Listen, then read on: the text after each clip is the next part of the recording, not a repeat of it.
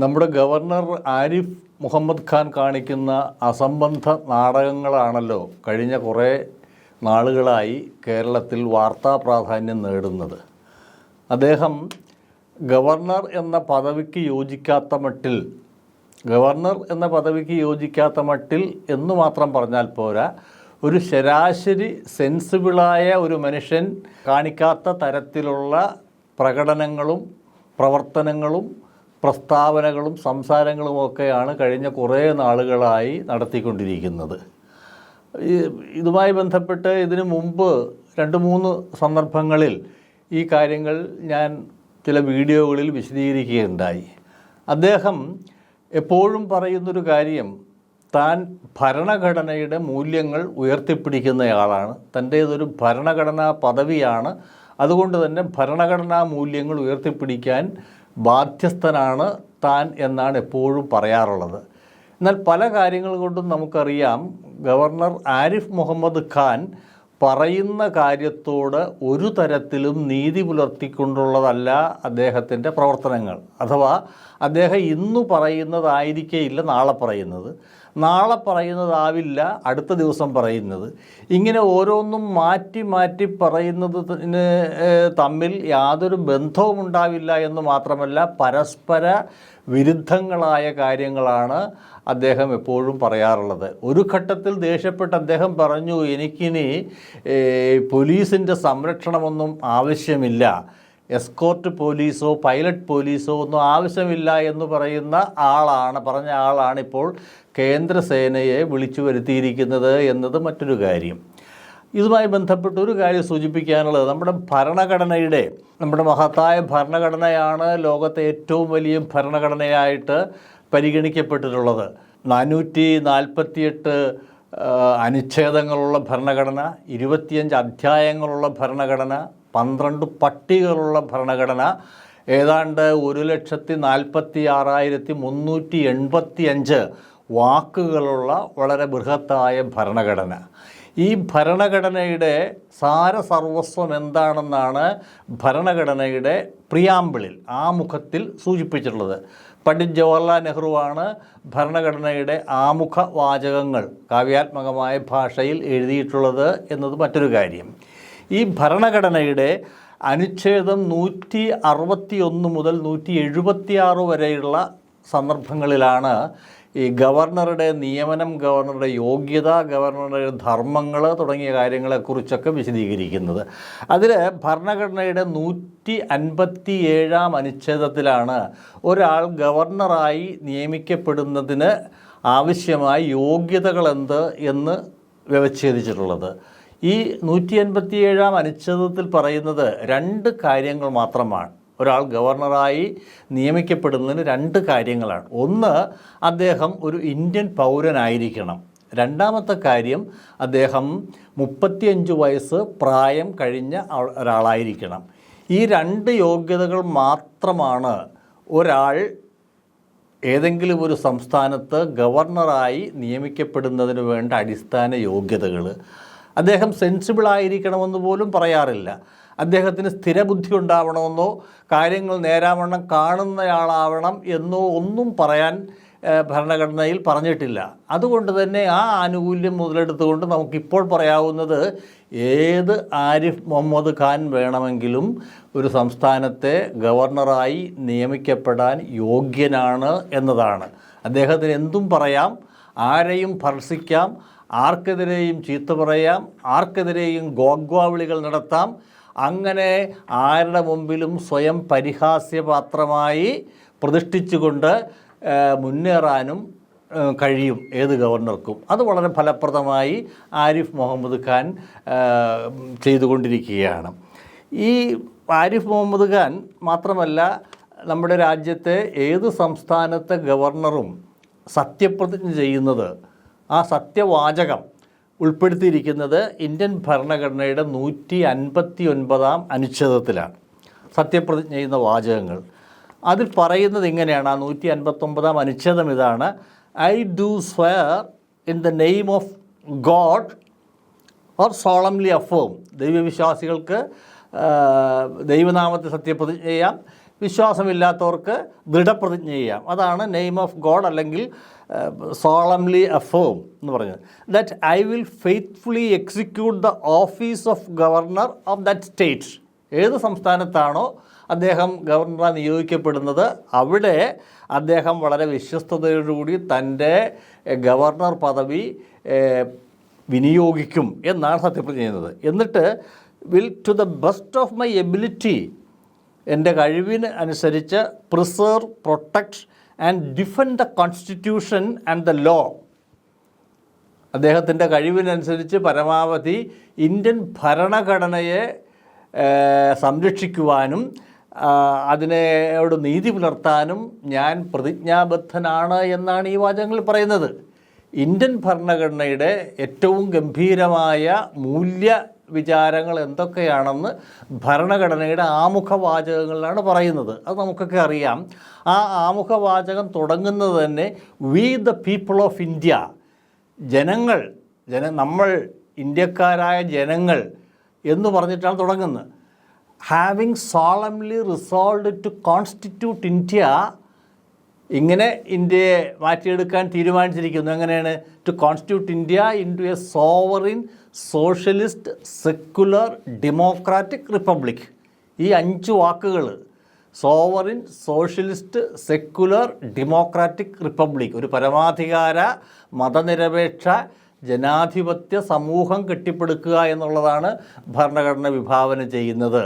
ആ 5 വാചകങ്ങൾ നമ്മൾ ഭരണഘടനയുടെ ആമുഖത്തിലൂടെ കണ്ണോടിച്ചാൽ അറിയാം. ഈ 5 വാക്കുകളും sovereign socialist secular democratic republic എന്നുള്ള ആ 5 വാക്കുകളും ഇംഗ്ലീഷ് ഭാഷയിൽ ക്യാപിറ്റൽ ലെറ്ററിലാണ് എഴുതിയിരിക്കുന്നത്.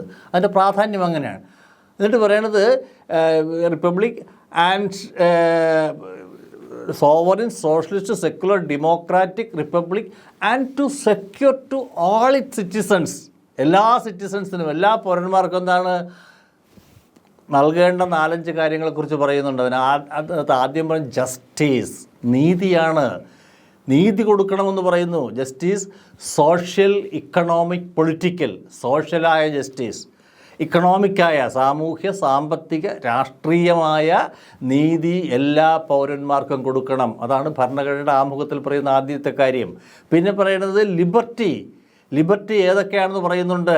Liberty of thought, expression, belief, faith and worship. ഈ 5 കാര്യങ്ങളിലും അഭിപ്രായം പറയാൻ, അതുപോലെ അത് പ്രചരിപ്പിക്കാനായിട്ട്, വിശ്വസിക്കാൻ, ആരാധന നടത്താൻ, ഇങ്ങനെയൊക്കെയുള്ള ഈ 5 കാര്യങ്ങളിൽ എല്ലാവർക്കും സ്വാതന്ത്ര്യമുണ്ടാവണം. പിന്നെ പറയുന്നത് equality of status and of opportunity, എല്ലാവർക്കും സമഭാവേന എല്ലാവർക്കും പ്രവർത്തിക്കാനുള്ള സ്വാതന്ത്ര്യം, പദവി ഉണ്ടാവണം. അതുപോലെ സ്റ്റേറ്റസ് ആൻഡ് ഓഫ് ഓപ്പർച്യൂണിറ്റി, അവസര സമത്വം ഉണ്ടാകണം. പിന്നീട് പറയുന്നതാണ് ഈക്വാലിറ്റി ആൻഡ് ഫ്രറ്റേണിറ്റി. നമ്മുടെ ഭരണഘടനയുടെ ഏറ്റവും വിശുദ്ധമായ മൂല്യ സങ്കല്പം അടങ്ങിയിരിക്കുന്ന വാക്ക് തന്നെ ഫ്രറ്റേണിറ്റി, സാഹോദര്യം. ഫ്രറ്റേണിറ്റി എങ്ങനെയാണ് സംരക്ഷിക്കേണ്ടതെന്നും പിന്നീട് തുടർന്ന് പറയുന്നുണ്ട്. Fraternity assuring the dignity of the individual, ഒരു വ്യക്തിയുടെ അന്തസ്സ് കാത്തുസൂക്ഷിച്ചുകൊണ്ടാണ് ഫ്രറ്റേണിറ്റി കാണിക്കേണ്ടത്. And the unity and integrity of nation, രാജ്യത്തിൻ്റെ ഐക്യവും ഭദ്രതയും ഉറപ്പാക്കുകയും വ്യക്തിയുടെ അന്തസ്സ് ഉയർത്തിപ്പിടിക്കുകയും ചെയ്യണം. ഇതാണ് ഈ ഭരണഘടനയുടെ ആമുഖത്തിൽ പറയുന്ന ഭരണഘടനയുടെ സാര സർവസ്വം എന്ന് വിളിക്കാവുന്ന മൂല്യങ്ങൾ അടങ്ങിയിരിക്കുന്നത്. ഈ മൂല്യങ്ങളിൽ ഏതാണ് ഈ മഹാനായ ആരിഫ് മുഹമ്മദ് ഖാൻ സംരക്ഷിക്കുന്നതെന്ന് അദ്ദേഹം ഒന്ന് വിശദീകരിക്കണ്ടേ? അങ്ങനെയാണ് താൻ ഇന്ത്യൻ ഭരണഘടനയെ നിർത്തുന്നത്, അല്ലെങ്കിൽ അതിനെ പിന്തുണയ്ക്കുന്നത്, അതിൻ്റെ സംരക്ഷകനായി മാറുക എന്ന് തൻ്റെ ഏറ്റവും ഉദാത്തമായ കർത്തവ്യം നിർവഹിക്കുന്നത് എന്ന് അദ്ദേഹം പറയണ്ടേ? അദ്ദേഹത്തിന് ആരോടെങ്കിലും ഫ്രറ്റേണിറ്റി ഉണ്ടോ? സാഹോദര്യ ഭാവമുണ്ടോ? അങ്ങനെ സാഹോദര്യഭാവമുണ്ടെങ്കിൽ ഈ കൊച്ചു കുട്ടികളോട് പോരിനിറങ്ങാൻ മാത്രമുള്ള മൗഢ്യം കാണിക്കുമോ ഈ മനുഷ്യൻ? ഒന്ന് ആലോചിച്ച് നോക്കുക. അദ്ദേഹം ഇങ്ങനെ കഴിഞ്ഞ ദിവസം നിലമേൽ എന്ന് പറയുന്ന സ്ഥലത്ത് നടത്തിയ ആ കോലാഹലങ്ങളും ആ അഭ്യാസങ്ങളും ആ നാടകങ്ങളും ആ കോമാളിത്തരവും വിഡ്ഢിവേഷം കിട്ടലുമൊക്കെ എത്ര വികൃതമായിരുന്നു. അദ്ദേഹത്തിൻ്റെ കൂടെ മലയാളികളായ ചില ഉദ്യോഗസ്ഥരുമൊക്കെ സഹായികളായിട്ടുണ്ട്. അവരെങ്കിലും ഇതിൻ്റെ ഈ കോമാളിത്തരം ഒന്ന് പറഞ്ഞു കൊടുക്കണ്ടേ? ഇപ്പോൾ നേരത്തെയൊക്കെ പല സന്ദർഭങ്ങളിലും ആരിഫ് മുഹമ്മദ് ഖാൻ്റെ എല്ലാ വിക്രിയകളെയും പിന്താങ്ങിക്കൊണ്ടിരുന്ന ചില മാധ്യമങ്ങൾ പോലും കഴിഞ്ഞ ദിവസം നിലമേൽ കാണിച്ച തോന്യാസങ്ങളെയെല്ലാം അക്കമിട്ട് നിരത്തി വിമർശിക്കുന്നൊരു സന്ദർഭമുണ്ടായി. ഈ മനുഷ്യൻ്റെ കൂടെയുള്ള മലയാളികളായ ഉദ്യോഗസ്ഥരാരെങ്കിലും ഒന്ന് പറയണ്ടേ, ഇതൊക്കെ ഭോഷത്തരമാണ്, ഇതൊക്കെ കോമാളിത്തരമാണ്, ഇതൊക്കെ വിഡ്ഢിവേഷം കെട്ടലാണ്, ജനങ്ങൾ അങ്ങനെയാണ് കാണുന്നത്. നമ്മളൊന്ന് നോക്കുക അദ്ദേഹത്തിൻ്റെ ആ മുഖഭാവങ്ങൾ. ശരിക്കും ചിലരൊക്കെ അദ്ദേഹത്തെ ഈ തെരുവ് ഗുണ്ടയെ പോലെ എന്നൊക്കെ പറയുകയുണ്ടായി. അദ്ദേഹത്തിൻ്റെ മുഖഭാവം, ആ തീക്ഷ്ണമായ കണ്ണുകൾ, മുഖത്തെല്ലാം വിരിഞ്ഞു വരുന്ന ഭീകരമായ രൂപം, അദ്ദേഹത്തിൻ്റെ കൈകൾ കൊണ്ടും കണ്ണുകൾ കൊണ്ടും കാണിക്കുന്ന രൗദ്രഭാവങ്ങൾ, ക്രോധഭാവം, വിദ്വേഷഭാവം, ഇങ്ങനെയൊക്കെ ഒരു മനുഷ്യൻ, ഒരു സാധാരണ മനുഷ്യൻ പോലും കാണിക്കാത്ത തരത്തിൽ, തെരുവ് ഗുണ്ടകൾ പോലും അങ്ങനെയൊന്നും കാണിക്കുകയില്ല. ഇപ്പോൾ നമ്മൾ ചില സിനിമകളിലൊക്കെ ഉണ്ടല്ലേ, അവരൊക്കെ വളരെ ശാന്തമായിട്ട് മാത്രമേ നേരിടാൻ പറ്റൂ. അവർ പറയുന്ന വാക്കുകളൊന്നും വലിയ വെല്ലുവിളി ഉണ്ടാവില്ല. ഇത് ഇദ്ദേഹത്തിൻ്റെ കൊച്ചുമക്കളുടെ പോലും പ്രായമില്ലാത്ത വിദ്യാർത്ഥികളോട് കയ്യും കലാശവും കാട്ടി വാടാ പോരിന് വാടാ എന്നുള്ള മട്ടിൽ ഒരു ഗവർണർ പ്രവർത്തിക്കുക എന്ന് പറഞ്ഞു കഴിഞ്ഞാൽ എത്ര അസംബന്ധമാണ്. എന്നിട്ട് ഈ മനുഷ്യൻ പറഞ്ഞതെന്താണ്? പോലീസിൻ്റെ വാഹനത്തിലാണ് ഈ കരിങ്കൊടി കാണിക്കാൻ വന്ന വിദ്യാർത്ഥികളെ കൊണ്ടുവന്നത് എന്ന് പറഞ്ഞു. ഒരു 2 ആഴ്ച മുമ്പ് കേരളത്തിലെ പോലീസിന് ഗുഡ് സർട്ടിഫിക്കറ്റ് നൽകിയ ആളാണ്. ഇപ്പോൾ പറയുന്നു പോലീസ് ഈ വിദ്യാർത്ഥികളെ കൊണ്ടുവന്നു. ആ ദൃശ്യങ്ങളിൽ നിന്നെല്ലാം നമ്മൾ കണ്ടതാണ്. ഈ വിദ്യാർത്ഥികളൊരു റോഡിൻ്റെ സൈഡിൽ ഒരു ബാനർ ഉയർത്തി കരിങ്കൊടിയും കാട്ടി പ്രതിഷേധം കാണിക്കുന്നു. ഏറ്റവും മാന്യമായ, ഏറ്റവും അന്തസ്സായ ഒരു പ്രതിഷേധ സമരം മാത്രമാണ്. അവർ ഗവർണറെ ആക്രമിക്കാനോ ഗവർണറെ വാഹനത്തിന് മുമ്പിലേക്ക് ചാടി വീഴാനോ ഒന്നും ശ്രമിക്കുന്നില്ല. പക്ഷേ അത് കണ്ടപ്പോൾ തന്നെ നമ്മൾ എന്താ ചുവപ്പ് കണ്ട കാള എന്നൊക്കെ പറയുന്നത് പോലെ, കുരിശ് കണ്ട ചെകുത്താൻ എന്ന് പറയുന്നത് പോലെ ഒക്കെ ഈ മനുഷ്യൻ ഇങ്ങനെ ക്രോധാവേശം കൊണ്ട് അവരുടെ മുന്നിലേക്ക് പോവുകയാണ് ചെയ്തത്. അപ്പോൾ യഥാർത്ഥത്തിൽ ഇദ്ദേഹം പറയുന്ന കാര്യങ്ങളൊന്ന്, പ്രവർത്തിക്കുന്നത് നേരെ എതിരായ കാര്യങ്ങൾ. ഒരു തരത്തിലും ഭരണഘടനയോട് യാതൊരു കൂറുമില്ലാത്ത, ഭരണഘടനാ മൂല്യങ്ങളെ ഇത്രയേറെ ചവിട്ടി അരച്ചുകൊണ്ട് കേരളത്തിൻ്റെ മുമ്പിൽ അത്യന്തം ഹീനമായൊരു വികൃത കഥാപാത്രമായി ഈ മനുഷ്യൻ മാറിക്കൊണ്ടിരിക്കുന്നു എന്നുള്ളത് അദ്ദേഹത്തിൻ്റെ ഏറ്റവും വലിയ ഒരു പരാധീനത തന്നെയാണ്. നമുക്ക് മറ്റൊരു കാര്യം ആലോചിക്കാം. ഒരു ശരാശരി മനുഷ്യൻ, ഒരു സാധാരണ മനുഷ്യനാണ് ഇത്തരത്തിൽ ഒരു പ്രധാന റോഡിലിറങ്ങി ഗതാഗതം തടസ്സപ്പെടുത്തിക്കൊണ്ട് പോർവിളി നടത്തുന്നതെങ്കിൽ പോലീസുകാർ അപ്പം തന്നെ ഇയാളെടുത്ത് കൊണ്ടുപോയി അകത്താക്കുകയില്ലേ? പോലീസുകാരുടെ കേരള പോലീസ് ആക്ടിൻ്റെ 118A, അതുപോലെ IPCയുടെ 341 വകുപ്പ്, ഇതൊക്കെ ഈ പബ്ലിക് ട്രാങ്ക്വിലിറ്റിക്ക് കുഴപ്പമുണ്ടാക്കുന്ന ആരെയും പിടിച്ചകത്തിടാവുന്ന കേസുകളാണ്. നമ്മൾ ആരും അങ്ങനെ ചെയ്തു കഴിഞ്ഞാൽ ഉണ്ടാകും. പക്ഷേ ഭരണഘടനയുടെ 162(2) ചില സംരക്ഷണങ്ങൾ ഈ മനുഷ്യനുണ്ട്. ഇങ്ങനെയൊക്കെ തോന്നിയാസം കാട്ടിയാൽ പോലും ഇത്തരത്തിലുള്ള ഒരാൾക്കെതിരെ കേസെടുക്കാനോ നിയമ നടപടി സ്വീകരിക്കാനോ കഴിയില്ല എന്ന ഭരണഘടനാദത്തമായ ചെറിയൊരു സൗകര്യം ഉപയോഗിച്ച് ഈ തെരുവിലിങ്ങനെ അഴിഞ്ഞാട്ടം നടത്തുന്ന ഒരാളായിട്ട് കേരളത്തിലെ ഗവർണർ മാറുന്നു എന്നുള്ളതാണ് നമുക്ക് വളരെ വിഷമകരമായിട്ടുള്ള കാര്യം. അപ്പോൾ ഇതിനു മുമ്പ് തന്നെ പലപ്പോഴും പല പണ്ഡിതന്മാരൊക്കെ പറഞ്ഞിട്ടുള്ള കാര്യമാണ്, ഗവർണർക്ക് സവിശേഷമായ യാതൊരു അധികാരവുമില്ല. ഗവർണർ പ്രവർത്തിക്കേണ്ടത് ഭരണഘടന അനുസരിച്ച്, ഗവർണർ പ്രവർത്തിക്കേണ്ടത് മന്ത്രിസഭ, മുഖ്യമന്ത്രി ഉൾപ്പെടെയുള്ള മന്ത്രിസഭയുടെ തീരുമാനങ്ങൾ, മന്ത്രിസഭയുടെ ഉപദേശ നിർദ്ദേശങ്ങളൊക്കെ അനുസരിച്ചാണ് ഇയാൾ പ്രവർത്തിക്കേണ്ടത്. അല്ലാതെ സ്വന്തമായിട്ടിങ്ങനെ രാജ്യം ഭരിച്ചു കളയാം, പണ്ട് CP രാമസ്വാമി അയ്യർ പറഞ്ഞ കണക്കൊന്നും പറയാനുള്ള ഒരു അവകാശമില്ല, അങ്ങനെയുള്ള അധികാരവുമില്ല. പക്ഷേ എന്തൊക്കെ ഉണ്ട് എന്ന് ഒരു തെറ്റിദ്ധാരണ പരത്തി അദ്ദേഹം ഇങ്ങനെയൊക്കെ കാട്ടിക്കൂട്ടുകയാണ് ചെയ്യുന്നത്. ഇപ്പോൾ കേന്ദ്രസേനയെ നമ്മൾ അവിടെ നിന്ന് തന്നെ ചില സിനിമയിലെ ചില പോഴം കഥാപാത്രങ്ങൾ ഒക്കെ പറയുന്ന കണക്ക് ഉടനെ തന്നെ പിന്നെ ഇവിടെ വിളിക്കുന്നു, പ്രധാനമന്ത്രിയെ വിളിക്കാൻ പറയുന്നു. നമ്മളിലെ ഒരു പണ്ട് മായാവി എന്ന് പറയുന്നൊരു സിനിമ ഉണ്ടായിരുന്നു, അതിൽ സലീം കുമാറിൻ്റെ കഥാപാത്രം അതിലെ മായാവി എന്ന മുഖ്യ കഥാപാത്രത്തോട് സംസാരിക്കാൻ വേണ്ടി അയാളെ പേടിപ്പിക്കുന്നുള്ള വ്യാജേന സംസാരിക്കുന്ന സീനൊക്കെ നമ്മൾ കണ്ടിട്ടുണ്ട്. മായാവി യഥാർത്ഥത്തിൽ ഫോണിൻ്റെ അങ്ങേ തലക്കലില്ല. അതുപോലെ ഈ മനുഷ്യൻ ഒരു തെരുവോരത്തെ കടയിലിരുന്നിട്ട് പ്രധാനമന്ത്രിയെ വിളിക്ക്, ആഭ്യന്തരമന്ത്രിയെ വിളിക്കുക എന്നൊക്കെ പറഞ്ഞ് കോലാഹലം കാണിക്കുന്നത് എത്ര പരിഹാസ്യമാണെന്ന് ആലോചിച്ച് നോക്കുക. എന്നിട്ട് ഇന്നലെയൊക്കെ പറഞ്ഞിരിക്കുന്നത് എന്താണ്, ഞാൻ കേന്ദ്രസേന അയക്കണമെന്നൊന്നും ആവശ്യപ്പെട്ടിട്ടില്ല. പിന്നീട് അവരിങ്ങനെ ദിവ്യദൃഷ്ടി കൊണ്ട് അറിഞ്ഞ് കേന്ദ്രം ഇങ്ങോട്ട് അയച്ചതാണോ? ഇപ്പോൾ വന്നിരിക്കുന്നതാണ്, കേന്ദ്രസേന വന്നിരിക്കുന്നു, 50-ഓളം പേര് വന്നിരിക്കുന്നു. അവരുടെ താമസം, അവരുടെ ഭക്ഷണം, അതെല്ലാം ഏർപ്പാട് ചെയ്യേണ്ട ഉത്തരവാദിത്വം ഭരണഘടനാപരമായിട്ട് അതാത് സംസ്ഥാന ഗവൺമെൻറ്റിനാണ്. ഈ സാമ്പത്തിക പ്രതിസന്ധികൾ നട്ടം തിരിയുന്ന സംസ്ഥാന സർക്കാരിനെ കുറേ കൂടി വിഷമിപ്പിക്കുന്നതിന് വേണ്ടി കുറേ ആളുകളെ കൂടി ഈ CRPF കൂടി കൊണ്ടുവന്നിരിക്കുകയാണ്. എന്നിട്ട് കൗതുകരമായ കാര്യം എന്താണ്, ഈ CRPF ഇദ്ദേഹം സഞ്ചരിക്കുന്ന വഴിയിൽ ഇദ്ദേഹത്തിൻ്റെ ചുറ്റും നിൽക്കുന്നത് മാത്രമാണ് CRPF ചുമതല. അതിനു പുറമെ 2 വലയങ്ങളിലായിട്ട് സംസ്ഥാന പോലീസ് ഉണ്ടാവും.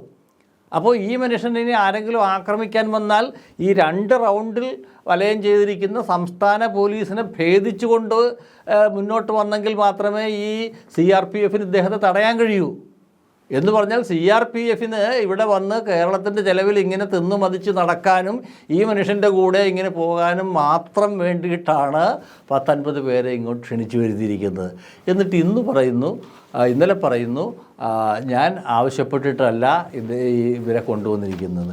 ഇങ്ങനെ വാക്കിനൊരു അല്പം പോലും വിലയില്ലാത്ത, നമുക്ക് സംഘപരിവാറുകാരൊക്കെ വായെടുത്താൽ കള്ളം പറയുന്ന ധാരാളം സംഘപരിവാറുകാരെ നമ്മൾ ഈ ചാനൽ ചർച്ചകളിലൊക്കെ കാണാറുള്ളതാണ്. പക്ഷെ അവരെയൊക്കെ പോലും ലജ്ജിപ്പിക്കുന്ന തരത്തിൽ ഇങ്ങനെ വിഡ്ഢിവേഷം കെട്ടി പറയുന്ന കാര്യങ്ങൾ തൊട്ടടുത്ത നിമിഷം തന്നെ അതിനെതിരെ പറയുക, കളവുകൾ പറയുക, തോന്യാസങ്ങൾ കാണിക്കുക, എന്നിട്ട് കേരളത്തെ നോക്കി പുച്ഛിക്കുക.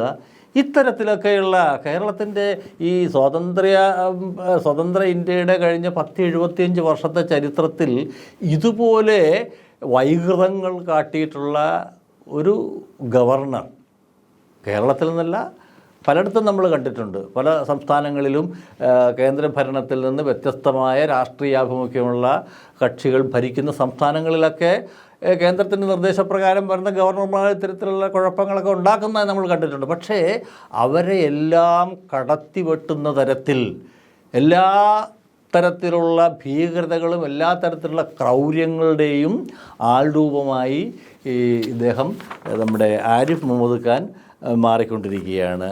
മറ്റൊരു കാര്യം കൂടി പറഞ്ഞുകൊണ്ട് ഞാൻ അവസാനിപ്പിക്കാം. ഈ WB യേറ്റ്സ് എന്ന് പറഞ്ഞ ഒരു ഐറിഷ് കവിയുണ്ട്. നൊബേൽ സമ്മാനമൊക്കെ കിട്ടിയ ആധുനിക കവിതയുടെ വിധാതാക്കളിൽ ഒരാളായിട്ടുള്ള ആളാണ് WB Yeats, William Butler Yeats.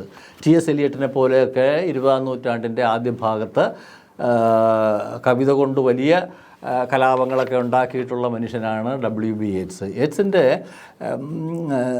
The second coming, 2ാം വരവ് എന്ന് പറഞ്ഞ് ബൈബിളിൻ്റെ ചില കഥാസന്ദർഭങ്ങളുമായി ബന്ധപ്പെടുത്തിക്കൊണ്ടുള്ള ഒരു കവിതയാണ് ദ സെക്കൻഡ് കമ്മിങ് എന്ന് പറയുന്നത്, 2ാം വരവ്. അത് 1919 എഴുതിയ കവിതയാണ്. 1-ാം ലോക മഹായുദ്ധത്തിന് ശേഷം യൂറോപ്പിൻ്റെ സാമൂഹ്യ സാംസ്കാരിക രംഗത്തുണ്ടായ തകർച്ചയെല്ലാം പശ്ചാത്തലമാക്കിക്കൊണ്ട് എഴുതിയിരിക്കുന്ന കവിതയാണ് സെക്കൻഡ് കമ്മിങ്, 2ാം വരവ്. അതിൽ പറയുന്നൊരു കാര്യം, ഈ മനുഷ്യരിൽ ഉത്കൃഷ്ടരായവർക്ക് വിശ്വാസം നഷ്ടപ്പെടുകയും നികൃഷ്ടന്മാർ ആവേശത്തോടെ അരങ്ങ് തേർക്കുകയും ചെയ്യുന്ന സ്ഥിതിവിശേഷം, അതിനെയാണ് യേറ്റ്സ് കവിതയിൽ പറയുന്നത്. യേറ്റ്സിൻ്റെ ആ കവിതയുടെ പറയുന്ന വാചകം ഇതാണ്: the best lack all conviction while the worst are full of passionate intensity. The worst are full of passionate intensity. അങ്ങനെ ഈ നികൃഷ്ടമായ തരത്തിലുള്ള ആളുകൾ ഇങ്ങനെ അരങ്ങ് തകർക്കുന്നു. അതിൻ്റെ ഏറ്റവും വലിയ ഉദാഹരണമായിട്ടാണ് നമുക്ക് ആരിഫ് മുഹമ്മദ് ഖാനെ കാണാൻ കഴിയുന്നത്. മനുഷ്യരോട് സഹജാവബോധത്തോടുകൂടി പരസ്നേഹത്തോടെ അപരസ്നേഹത്തോടെ എല്ലാവർക്കും നീതി നൽകുന്നതിന് വേണ്ടി, സ്വാതന്ത്ര്യം നൽകുന്നതിന് വേണ്ടിയൊക്കെ പ്രതിജ്ഞയെടുക്കുന്ന, അങ്ങനെ ഭരണഘടനാപരമായി പ്രവർത്തിക്കാൻ ബാധ്യതയുള്ളയാളാണ് ഗവർണർ എന്നിരിക്കെ അതെല്ലാം മാറ്റിവെച്ചുകൊണ്ട് സ്നേഹത്തിൻ്റെയോ സൗമനസ്യത്തിൻ്റെയോ കാരുണ്യത്തിൻ്റെയോ അപരസ്നേഹത്തിൻ്റെയോ ഒരു അണുവിട പോലും തൊട്ടു തീണ്ടാത്തൊരു മനുഷ്യനാണ് താനെന്ന് സ്വയം ഓരോ ദിവസവും തെളിയിച്ചു കൊണ്ടിരിക്കുകയാണ് ആരിഫ് മുഹമ്മദ് ഖാൻ ചെയ്യുന്നത്.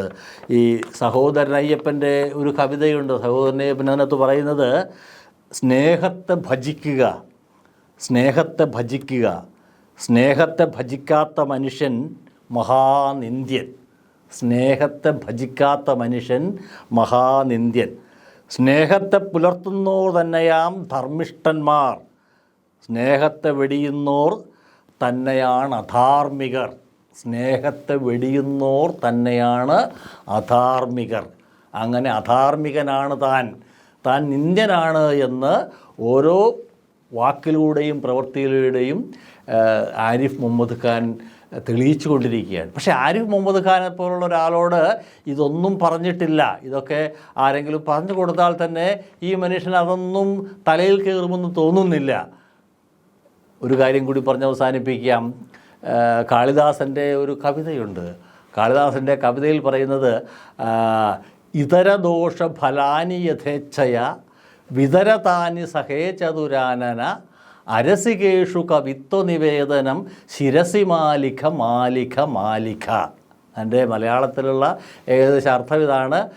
കവി പറയുന്നത്, രാജാവിനോട് പറയുന്നു, എന്നിൽ എന്തെല്ലാം കൊള്ളരുതായ്മകൾ വേണമെങ്കിലും എന്നെ അടിച്ചേൽപ്പിച്ചോ, അതൊക്കെ ഞാൻ ചെയ്തോളാം, ഞാൻ സഹിച്ചോളാം.